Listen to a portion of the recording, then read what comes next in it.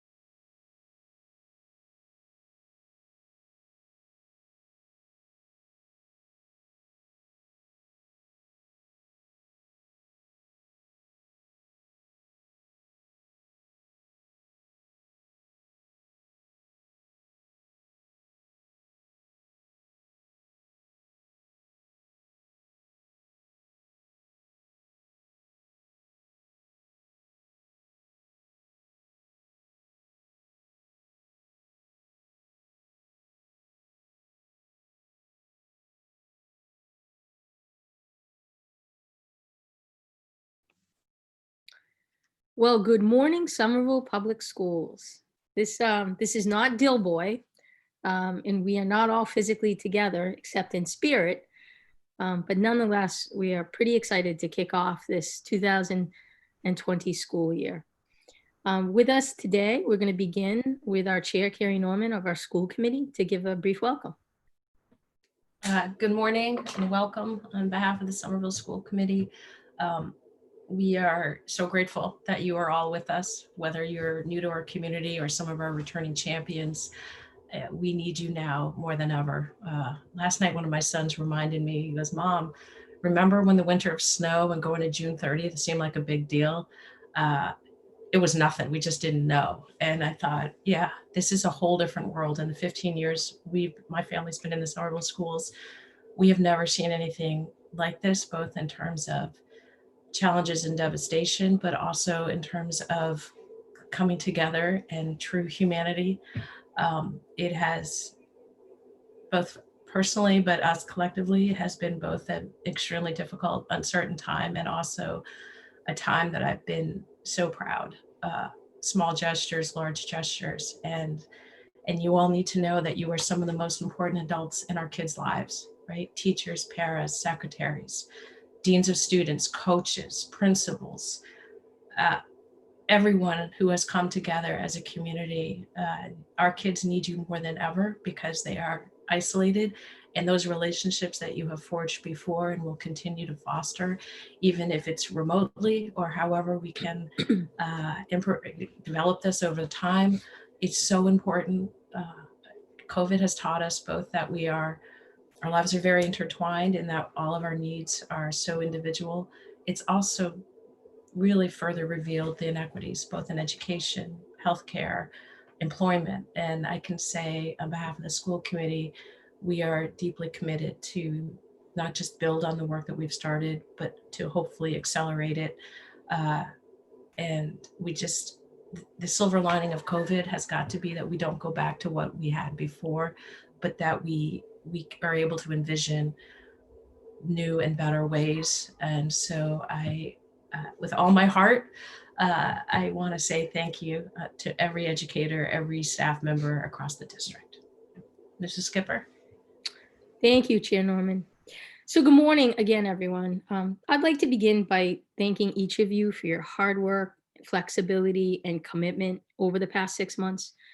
You know, when we made the decision to close the district because of COVID-19 back on March 11th, none of us knew at that time that this pandemic would only get worse and that we would not be able to re-enter and return to our schools with our students for the next 4 months. So when I walked the buildings during the summer, I saw wall calendars and student work frozen in time from March.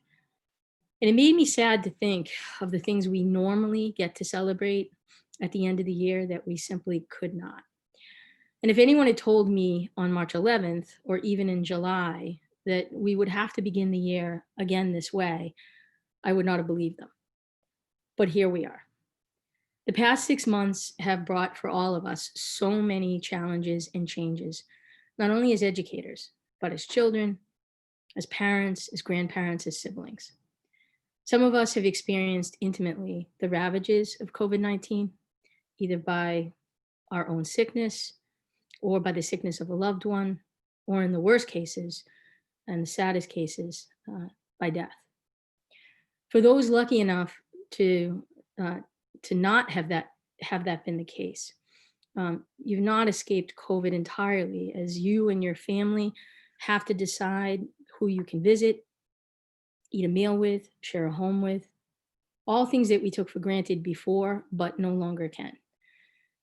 We have a regular reminder in the face masks that we wear, in the stores or the celebrations we choose to attend or not, that our freedom is different and that our lives are all now truly connected. If we didn't realize before, we realize now that our actions don't just impact us as individuals, but those actions impact our loved ones, our community, and even strangers that we come in contact with daily. I can say for me personally, as a cancer survivor and someone with a pre-existing condition, COVID scares me a whole lot. I personified it in my mind as this entity I have to avoid at all costs. It's meant real sacrifices of not traveling to Colorado to see my grandbabies, Gabe and Adela, and not holding or cuddling my grandbaby Zana, who lives only 15 minutes away.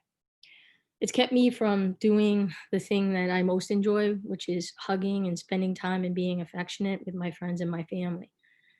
But I realize I'm lucky compared to what so many people have lost or experienced during the pandemic. Probably like each of you, I look forward to a day when there is a vaccine or an active treatment that we know works. But until that time, we have to do what we can to keep ourselves, our families, our students, and ourselves as safe as possible. In our letter to the community on August 4th, Mayor Curtatone, Chair Norman, and myself made a commitment to you, to our students, and to our families to do everything we can to ensure that the Somerville Public Schools and the city of Somerville are safe places to work and learn. We intend to keep that promise. Our decision to begin our year remote and to remain remote until we have completed assessment of our buildings, completed the necessary improvements to our ventilation and air filtration systems, and have set up a COVID surveillance testing plan for students and staff is a decision we believe places the health and safety of our entire educational community at the center where it belongs. Over the summer months, we've worked hard to prepare for our remote learning. We know that the remote learning we executed back in March in the spring was reactionary and crisis learning at best, as we left our classrooms on March 11th and returned to virtual classrooms on March 16th. Many of you at that time, then primary caretakers for your children and for elderly parents, without the full foresight or preparation to carry out teaching and learning at the high level of expectation we all hold ourselves to in the Somerville Public Schools.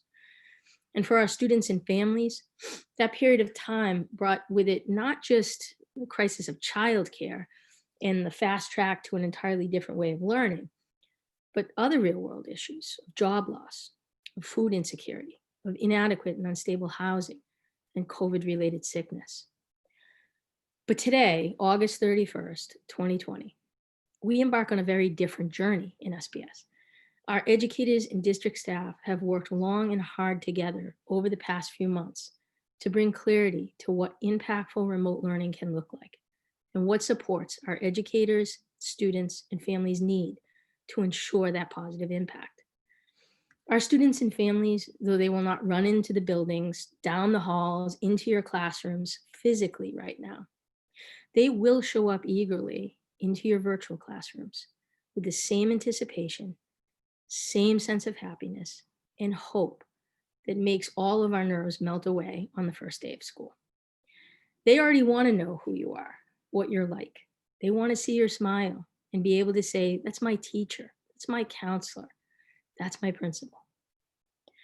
Right now, you may have screens, not desks between you, but your students still want and are ready to learn from you. In this year, in this beginning, it's even more critical that they do. COVID has been able to take many things away from us, but it can only take away that special bond and relationship between an educator and that educator's students and families if we let it. Undoubtedly, we will have to work harder to develop our relationships and nurture them until at some point we can get back to some normalcy and be together. But let's not see that just simply as a challenge. Let's see that as an opportunity that we can seize and make the most of in SPS. I want to talk about a second critical opportunity we have in SPS that I need all of us to feel urgency about and make a firm commitment to today. You know, we recognize COVID-19 as a once in a lifetime pandemic that we must go to great lengths to avoid and eliminate as quickly as possible. There's little disagreement on that. We see the global effort, the sheer amount of resources and laser focused commitment happening to solve this incessant health crisis. We as a school community need to have that same sense of energy and urgency and put our money, our focus, our resources, our determination toward eradicating institutionalized and systemic racism. Eliminate hate speech and bias in the everyday life of our students and our schools. Think how different our world could be and how different the lives of our students, particularly our students of color, could be if we put the full weight of our energy and resource behind that goal. Imagine the impact that we could make if we individually and collectively committed to learn about our own biases and owned the white privilege we have, as much as we have committed to learn about COVID-19 over these past 4 months. Imagine how much more successful we would be at recognizing and changing our own biased behaviors to ensure our words and actions are not hurtful or have a negative impact on our students of color or our LGBTQ students. For a district that is majority students of color, it needs to be our core work to look at all of the policies and practices, see our present and our past, and commit at all levels of our community to be an anti-racist district. Our students, especially our students of color, need to see each of us make a conscious and deliberate commitment to move off the sideline and to see our equity and race work as central to our teaching and learning. We can talk a lot about the trauma COVID-19 has caused since March, and we should because it's real and our students and our families have suffered from it. But the trauma our educators, students, and families of color have experienced daily has been going on a lot longer than March of 2020. And that is a reality we can, should, and need to be committed to doing something about every day. We should know and say the names of Ahmaud Arbery, Breonna Taylor, and George Floyd, and know the pain, fear, and trauma their murders have caused our students and staff of color. We should know and name the pain, fear, and trauma that many of our immigrant families feel, watching their loved ones being deported or seeing their loved ones suffer from hunger or COVID-19, too afraid to go out for food or to a hospital in case they become known. Being an anti-racist district starts with each of us making a personal commitment to listen and learn about those pains and traumas and to hold ourselves accountable to develop, change, act, and do it all over again and again until we are the solution and not part of the problem. For the past several years, we've taken some really good steps in SPS toward our equity goals, committed to training, dialogue, and action, examining each of our roles and places in this work. We need to keep taking bigger strides and feel a sense of collective urgency to move beyond where we are and make a deeper commitment to this work as educators and as a system. We need to be the anti-racist district that our students and staff, but particularly our students and staff of color, need us to be. So for this new beginning of 2020 school year, we need to work on two things. The first has nothing to do with remote or hybrid. It's about being the best teacher, counselor, paraprofessional, administrator, educator you can be for your students, given the challenges and opportunities that COVID presents us.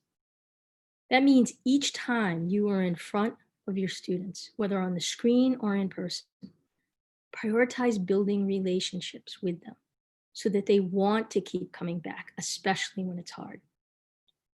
If you need support, reach out to one another. Use the systems of support we've designed. Lean on school and district lead. But no matter how hard it gets, please do not let them give up. And the second goal is for all of us to work collaboratively, to challenge ourselves, and to use the equity training and resources we have and will continue to build to make our district one that sees our anti-racist work as an imperative, one where each of us makes an active commitment every day to understand our own biases and privilege and be deliberate in making the changes we need to make in policy and practice. The equity work we are doing is not easy work, nor is it work that we should ever say we can stop working on. But it is the most important work we will do as educators and as a district together if we are to be true to our mission to serve every child in the Somerville Public Schools. I have such faith and hope in us as a district, in each of you as educators. I know there's no challenge that we cannot overcome if we work hard together. I'm excited about working with you, whether it's remote or in person, to bring SPS forward as a district where every student and educator feels supported, valued, and called to be. Let's have an awesome year as we do our best to make that happen and lean on one another when it gets tough as we make our way. And now I have two of our district leaders, very excited to share with you some of the work that they're doing around academics and equity. So it's my pleasure to introduce Chad Mazza, the Assistant Superintendent of Curriculum and Instruction, and Dr. Jessica Boston Davis, the Director of Equity and Excellence for SPS. Chad, Jessica. Good morning, everyone. I'd like to welcome everyone back, especially our new educators. Thank you for choosing us. We are excited to have you as part of our learning community. So as you know, we have a 12-day window, which starts today, to plan professional development and train all of us as we begin our new school year. So one of the areas, obviously, is around equity, which the superintendent spoke a lot about and laid out some very important goals for us. Another area is remote learning best practices for engagement, with a focus on project-based learning, small group instruction, one-to-one instruction, and community building. Technical and instructional support using online platforms such as Zoom, Google Classroom, Google Meet, Dojo, and Seesaw. Social emotional learning practices for how to recognize and respond to student trauma and transition issues. Teacher assessment and feedback to students and families, including formative, pre-assessments, our common assessments, and grading standards feedback. And also a crucial piece, family outreach, structure, strategy, and plan. Supports and resources for us. Starting over the summer, K-5 ELA and K-8 math coaches developed Google slide decks and instructional resources that educators can use when they are providing synchronous instruction to their students. K-8 educators in subject areas other than ELA and math have developed Google slide decks and instructional resources as well. Our pacing guides were also reworked to include standards not covered in the spring of 2020 to allow for sufficient community building, technology instruction time in the fall, and to account for the updated 170-day DESE guidance. We also partnered with other organizations to work with groups of educators to create effective supports and adaptations.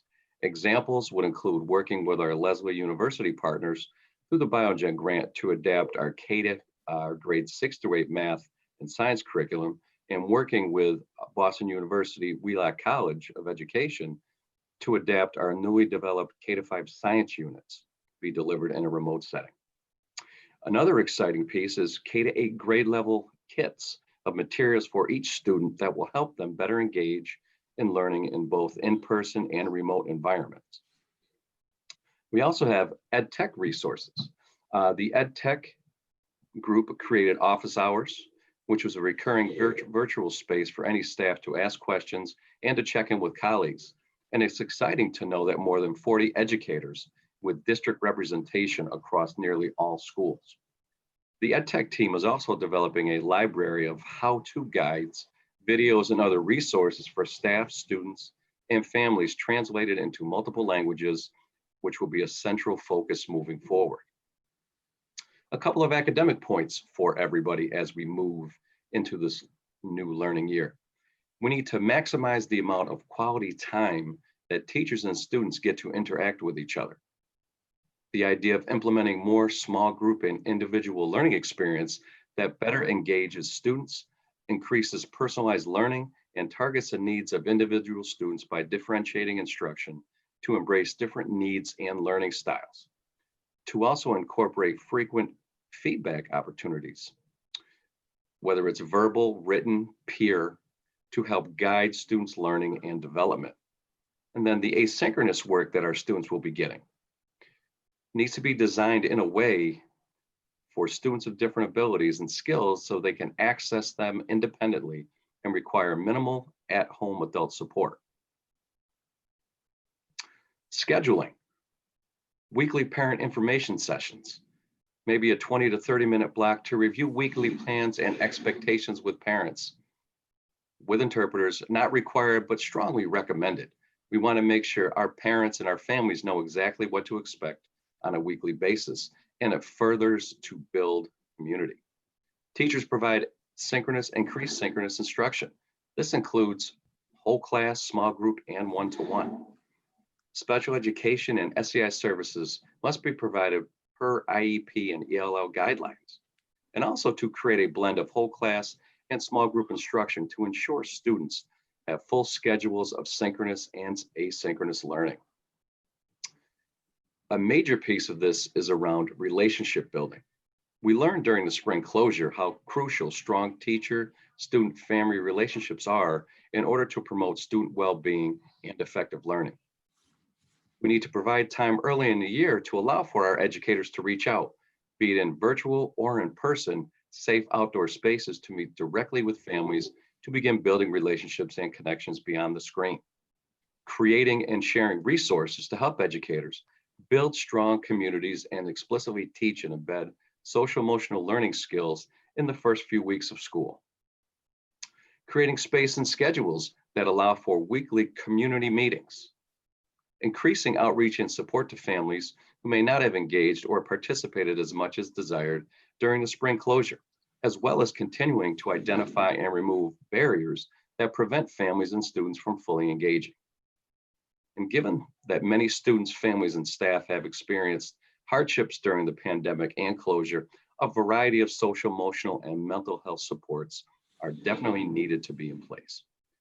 Again, we have a lot of work to do, but I also want to thank you for the work you have done and the work that you will continue to do as we move into our remote learning. With that, I will turn it over to Dr. Jessica Boston Davis. Thank you, Chad, and good morning, everyone. As Superintendent Skipper mentioned, my name is Jessica Boston Davis, and I'm the Director for Equity and Excellence. Just building off of Superintendent Skipper's message just a moment ago, our district is committed to advancing equity, and that will be our priority, whether we are engaging with our students and community remotely or in person. The murders of Ahmaud Arbery, Breonna Taylor, George Floyd, and far too many others this summer, the recent shooting of Jacob Blake, were reminders of the urgency behind becoming an anti-racist district and advancing equity within our district. Inspired by the work of author, educator, and activist Bettina Love, the vision for equity in the Somerville Public Schools is an educational environment where all students in their whole intersectional identities are affirmed and can thrive academically, emotionally, and socially. So I'm going to take the next few minutes to share with you some of the work that we'll begin engaging with this school year. So first, our work began this summer with the Advancing Equity Task Force, which was a group of 19 SPS employees in a wide variety of roles who met every week this summer to focus on improving the learning environments of our students. Their work focused on a number of areas, from policy, student voice and instruction, to the remote reopening and human capital. And out of the task force, several very powerful ideas were developed. A framework for educators to support engaging equity work in their classrooms, guidelines for student affinity groups informed by past practices in SPS and research from schools across the country, specific recommendations to support our remote reopening, recruitment efforts to diversify our staff, and a policy review focused on discipline. And as you may know, we are this year launching a new school-based equity specialist role in all of the schools, modeled partially after the equity specialist role at Somerville High held by Amber Jackson. These roles provide an opportunity to meet the unique needs of each school community while also cohesively moving forward together as a district. These specialists are leaders in their school communities and may facilitate professional development, support with community conversations, and be a thought partner when a dilemma around equity arises in a school. We've also begun to design tiered professional development opportunities meant to support the learning and growth of all staff members at different entry points. So next week, you'll see two-day professional development opportunities. One, offered by Facing History, will focus on the foundations of equity, beginning first in the history and legacies of oppression in school systems, and then focusing on how those legacies show up in our current classrooms and school buildings. And the second session, designed for staff who have engaged in anti-racist work and equity work in the past, will be led by Dr. Darren Graves, who's faculty of Simmons and Harvard Graduate School of Education. And he will focus on critical race theory in education, and then will be joined by Dr. Scott Cedar to discuss creating environments for critical consciousness in our schools. Throughout this year, we will have more tiered professional development opportunities, including partnerships with many organizations and leaders in engaging in equity. And when we talk about equity, I think it's important to highlight the work that has happened in our district for years. I think about the amazing work done by the Somerville Educators for Sanctuary Schools. I think about the Calculus Project. I think about the educators across our city who have supported student activism and pushed for social justice, like the Black Student Union at Somerville High. We hope to build off this foundational work that was done in these spaces. And I look forward to collectively working together to expand affinity groups and welcoming organizations like Becoming a Man in our district. So in the upcoming weeks, please look for a memo from me with more specific updates as it relates to the work we are doing in the district to advance equity. I really look forward to working with everyone this year to move this very critical work forward in our district. And with that, I'll hand it back over to you, Superintendent Skipper. Thank you so much, Jess. So as you can see, just lots of great work, lots of planning, and now we're adding your energy into it as you come back. So we have a big thank you to Karen Woods as well for all of her work on the PD pieces and pulling it together and the myriad of instructions that she's needed to give to all of us multiple times. This is all a different way of learning for sure, but it is the new frontier here as we enter into remote learning. So with that, I hope for you that you each have just a wonderful week of professional development with your staff in your schools, and that you're able to look at the schedules today, thinking as we spoke about it, of putting relationship at the center and ensuring that all of our students have what they need academically, social, emotionally, and in our case, we'll continue to make the commitment to help support physically with food security and so forth.